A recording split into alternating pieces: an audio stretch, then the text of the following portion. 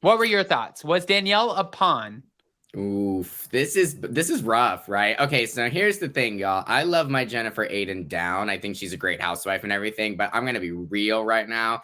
Miss Thing did not do a very good job orchestrating this storyline and making it happen. Okay, like I think it was a few episodes ago, Adam, we were talking about how Jennifer was obviously very upset that Margaret brought up Bill's affair, last season. Cut to this season. Now Jennifer's the one bringing up Melissa potentially cheating on Joe. So it was kind of like, okay, Jennifer, like, you say that you feel bad and it was done to you. You don't want to do that. But you still kind of did it by bringing up this rumor. And now to find out that like you had already talked to Melissa about it beforehand, like the group already kind of knew about it, and you still brought it to the show. You still brought it to the show, and you brought it to in a way that you told Danielle, the newbie, the girl who doesn't know what she's doing, you told it to her so she would bring it to the show. Like, it just looks really messy. It just looks like you really kind of dropped the ball on this storyline. And I got to be honest with you, I felt bad for Danielle. I think in that moment when she was on the couch and, you have Rachel, Margaret, and Melissa like looking right at her and saying, you were manipulated. Like, they did this to you. Like, I think Danielle was kind of shocked. So I think I understood why in that moment she was like, I don't think I was played. Like, I don't think so. But I think she was just kind of like shocked. And then, it makes sense. Then immediately you cut to her in her dressing room and she's like, they played me. They played me. Like, oh my gosh. I don't know.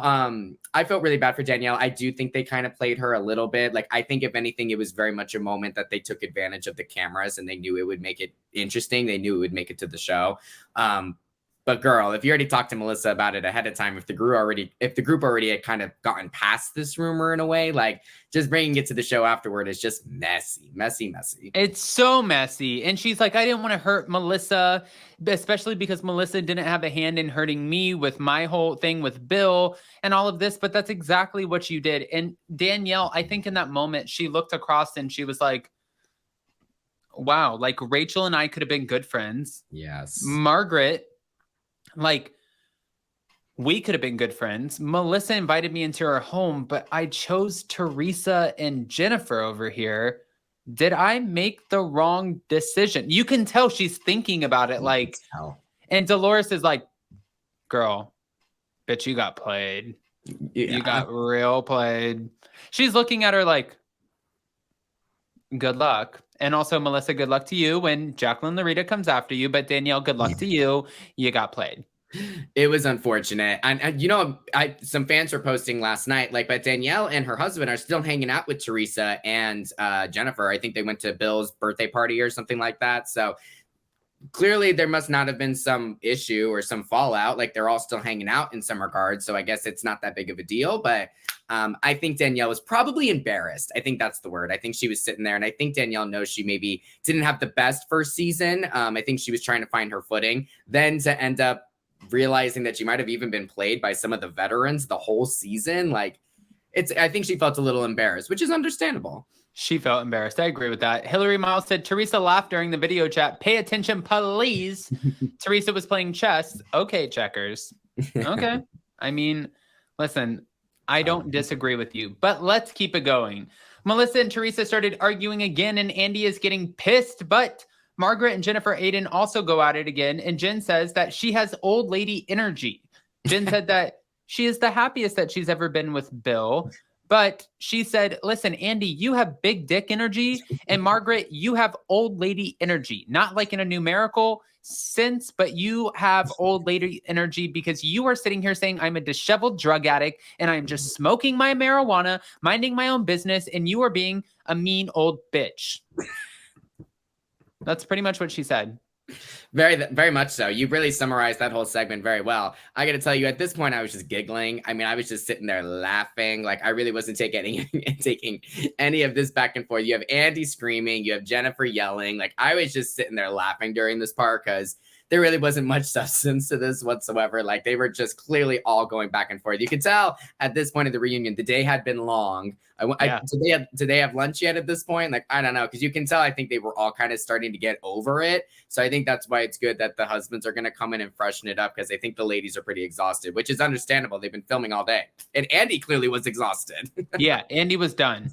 Yeah. And Andy was so much done. So to the fact that he walked in and he asked Louie, are you going to be okay?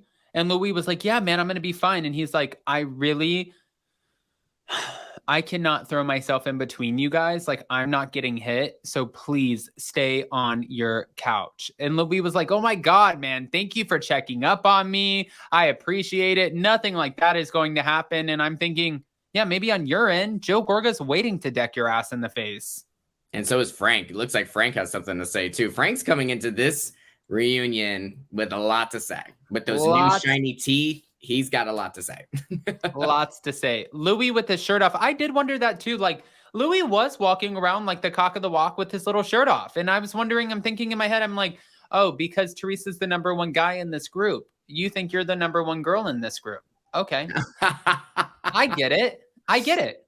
You know, to be honest with you, I am a chronic shirtless person. I'm always naked, basically. So the only mindset I had in that moment was he's getting ready. Like, he's getting changed. Like, he's putting on his suit, you know, to go out. Like, he's getting out of his normal clothes to get in his suit.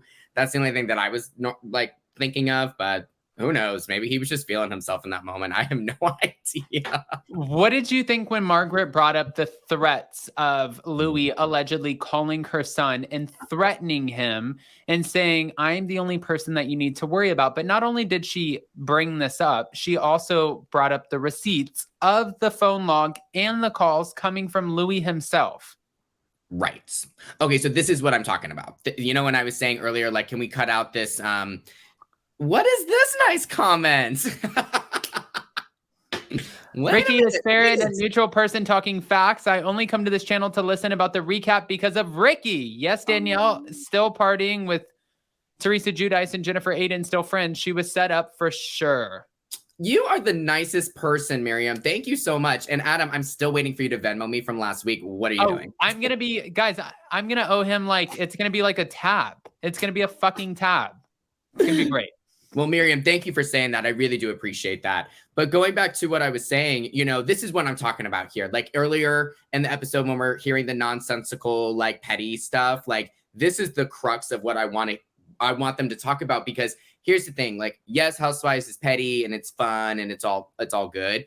But at the same time, you know, these are real issues. Like, I know for me, if I was Margaret, and if my son was being contacted and like being threatened or whatever, I don't know about you, Adam. Actually, I would love to get your hot take.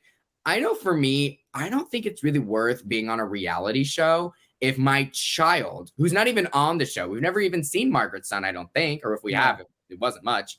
Someone who's not even on the show, who's in my family, is getting threatened.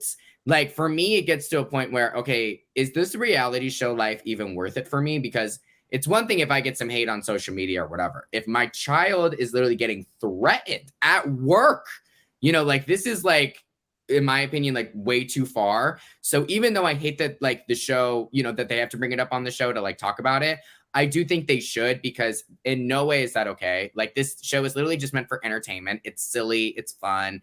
No one should be getting threatened. So I am very interested to see how they're going to conduct this segment, especially when Louie comes out, because that's some real stuff that they need to get past, you know? Well, if in fact, too, he was actually calling Margaret's son and threatening him, I think that should be an investigation, and you can't just call people's work and threaten them. You know what I mean? Like, just because you're on a show and you don't like their mother, you can't call and be like, fuck with me or my family again and I'm gonna bury your ass. It's like, that can't happen. No. At all.